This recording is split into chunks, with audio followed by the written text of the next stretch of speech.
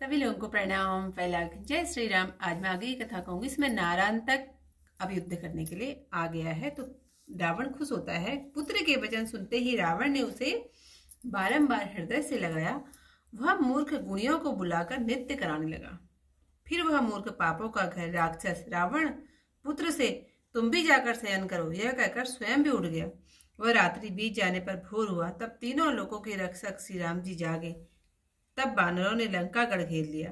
यह सुनकर नारायण तक बड़ा क्रोधित हुआ। वह महाबली अपनी अपार सेना सजाकर नगाड़े बजाकर लंका से निकला।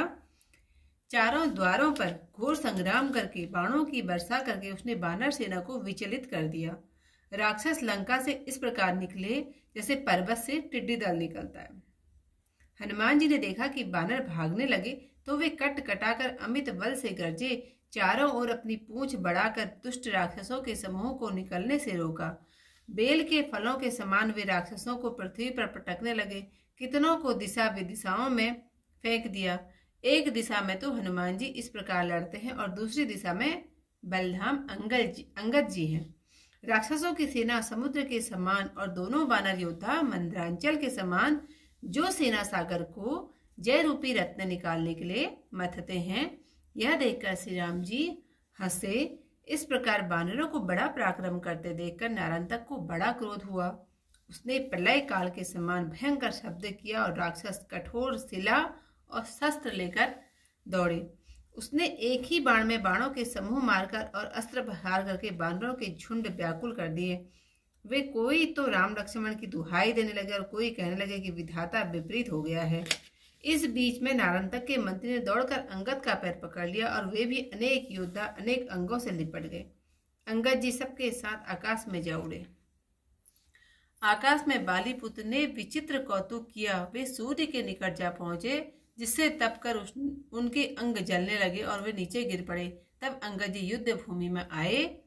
यह देखकर राक्षसों का दूसरा सेनापति 50 की सेना सहित वहां आ गया और एक बड़ा तीक्ष्ण त्रिशूल मारा।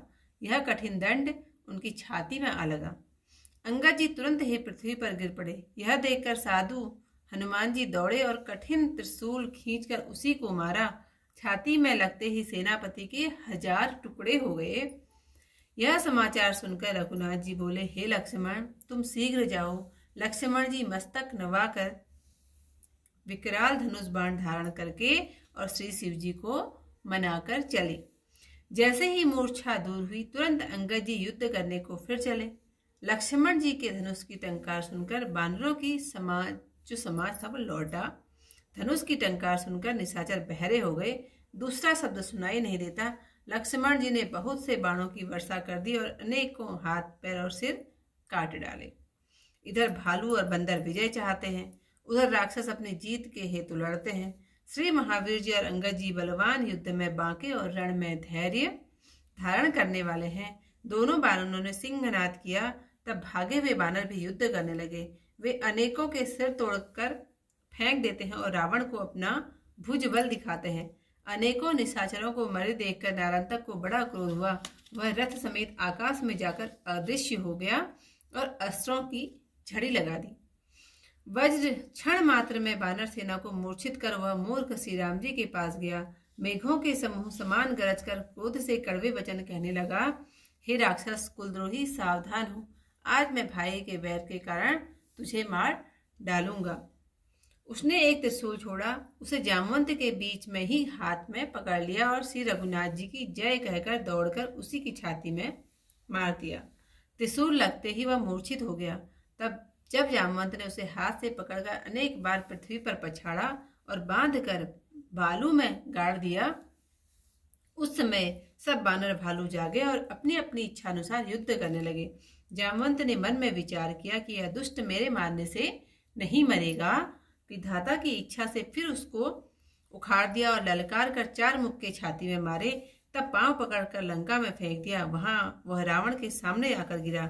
रावण हाय हाय करके दौड़ा और नारायण तक को हृदय से लगाया। उसको युद्ध में न देखकर राक्षसों के समूह घबराकर किले के भीतर भाग गए।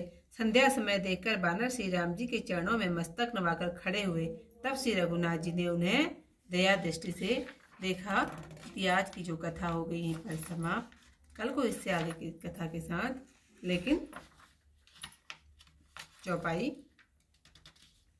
शयन करहु कहीं सूते निसाचर, उठा आप मतिमंद अधाकर, सो रुह रजनी गत भयउ प्रभाता, जागे रघुबर तय जग त्राता। कपि घेरा गढ़ एक यह सुनि काना, रावण सुत तब निपट निशाना। साजी विपुल दल हनत निशाना, गढ़ तेला चला निकरि बलवाना। चारि द्वार करि कठिन लड़ाई, विसिक वरसि कपि दल बिकलाई। निकरे निशिचर गढ़ ते कैसे, सलभ समूह सैल जय तैसे। मारुत सुत देखा कपि भाजे, कट कटाए अति विक्रम गाजे। कपि लंगूर चहु और भवाई, रोके खल निशिचर समुदायी। पटगत मही निशिचर फल बेलु, कैतिक देत विदिश दिश मेलु। इक दिशि इम्मे हरि कृत संग्रामा, दिशि दूजी अंगत बल धामा। निश्चर सेना उदति सम, मंदिर इवदो कीसा। मथत देखी जय रतन लगी, हसे सकल सुर ईसा। इमिनि रखी पराक्रम करत करत, कीस भा क्रोध परत रजनीच। चरिस करि प्रलय कंद सम, घोर सोर धरि कुधरि शस्त्र पाए कठोर। एक बार मार कर सर समूह, किय बिकल अस्त्र हनि की सजूह। को देत दुहाई लसन राम, को कहत विधाता भयो बाम। यहिनी बीच नारांतक कर प्रधान, तेहि धाय कहेउ युवराज पान। बहु भट लपटाने अंग अंग, सब संग उड़े अंगद उतंग। नभ की सकीन कौतुक अभूत, रवि मंडल पहुँचे बालिपूत। अंगारे जारे तपन आँच, पुनि आयऊ जह संग राम राच। यह निरखि अपर यू थप बिच पिचा, ससुर आई गयऊ सेना समाज। लय विषम सूल मारे सि प्रचंड, उर लाग आनि अति कठिन दंड।